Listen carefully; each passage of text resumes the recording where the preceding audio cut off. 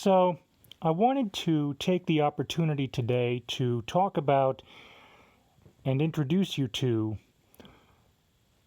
an automatic mechanical watch and a hand-wound mechanical watch. You know, it's interesting.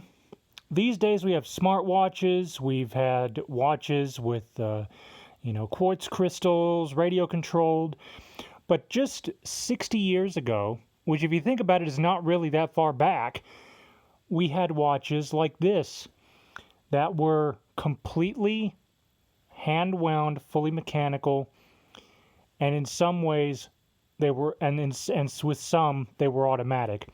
Now, to start with, you'll notice the second hand. If I zoom in here, you can see that it's sweeping along in a semi-smooth motion. Now, I say semi-smooth because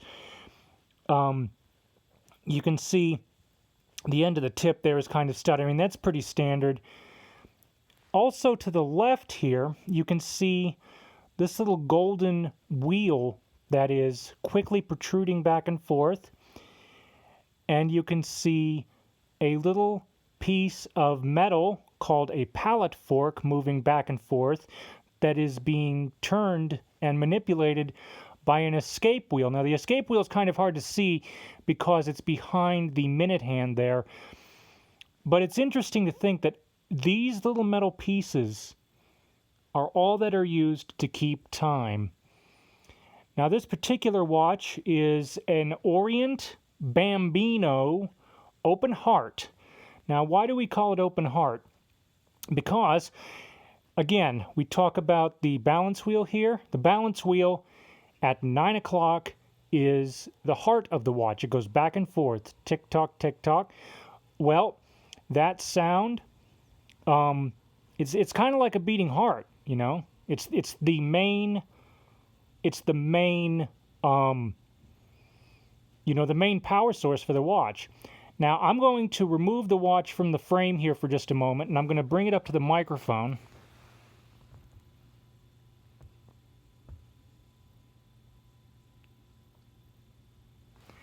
Now, you may or may not have been able to hear a sort of tick, tick, tick, tick, tick sound.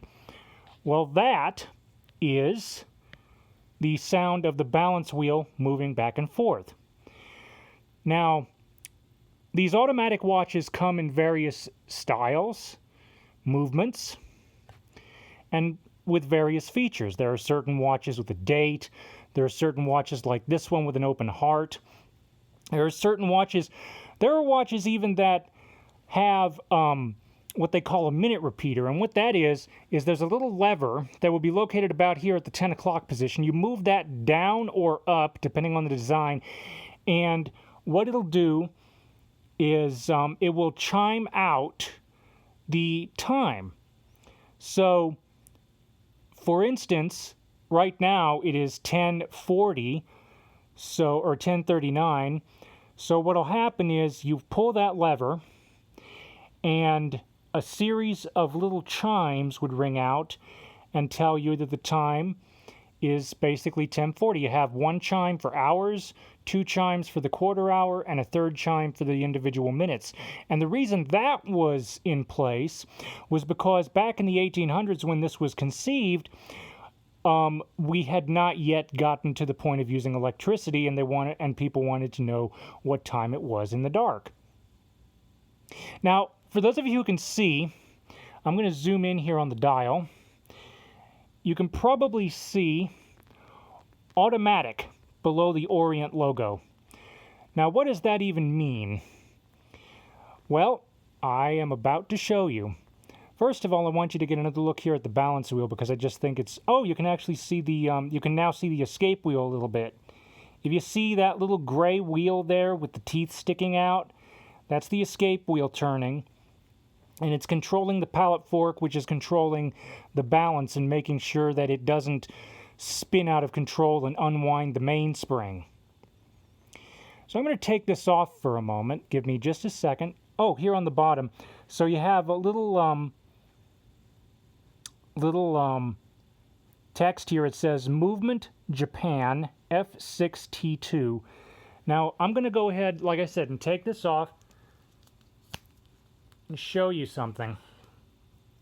So now that this is off,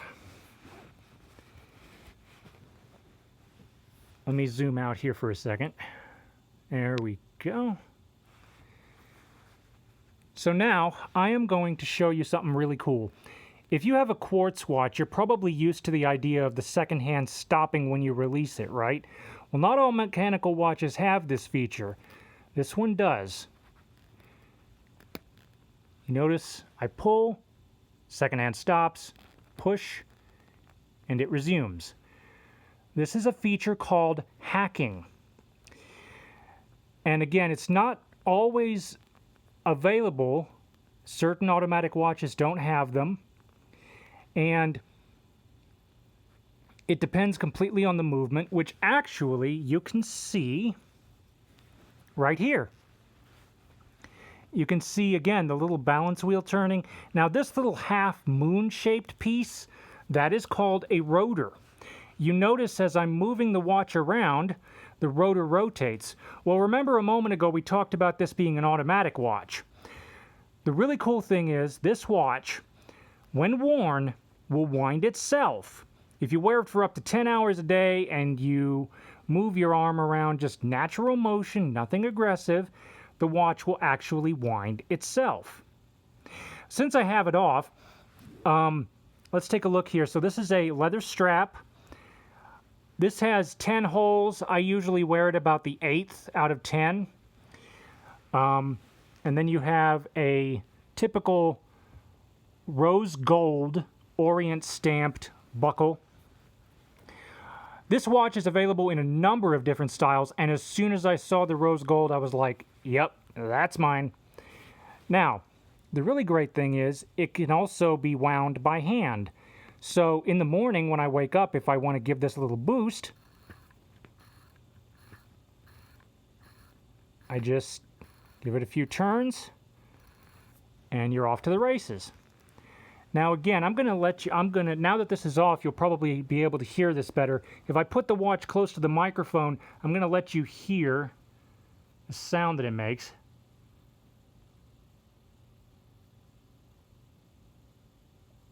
So hopefully you were able to hear that. Now, this was a fully automatic watch. I'm going to show you another one that is completely manual.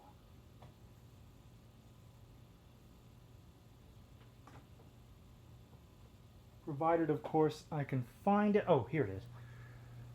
I forgot I moved it. Yay. Whatever. So, this watch I've talked about in a lot of my prior videos. This is my late father's Bulova manual wound wristwatch. This isn't quite as fancy in terms of displaying the movement, but it has a display, or it has a metal link gold strap. And the beautiful part is this watch at 38 millimeters, I feel like it was designed for me. So you pull out the stem, you set it as you would any other watch. Alexa, what time is it?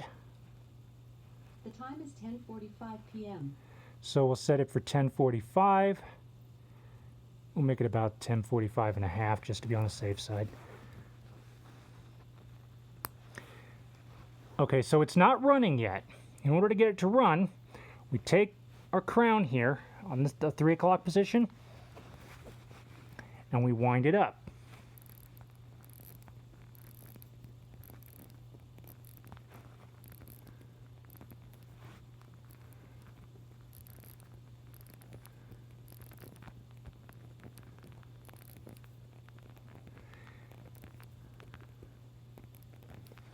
Now this watch, without it having a second hand, how can you tell if it's running?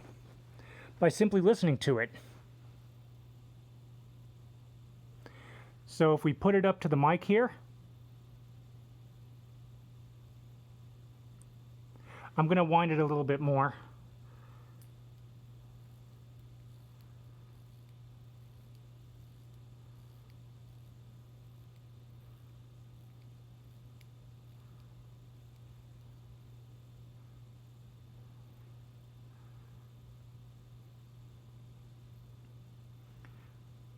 So hopefully you were able to hear that, and you can see now the watch is running.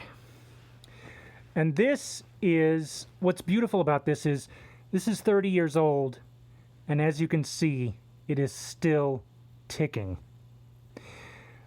This is honestly beautiful in the sense that this is how all watches were way back when.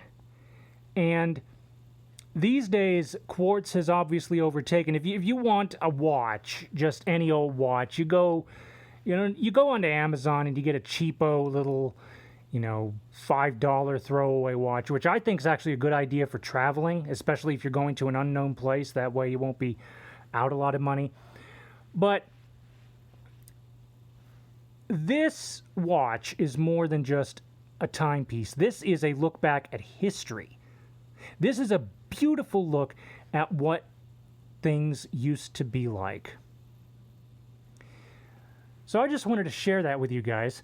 I don't know what model this is, the Bulova. I do not know what model it is, so I'm sorry if you ask in the comments, I won't be able to respond. It's an H with a really long number, and Bulova's own website doesn't have any record of it.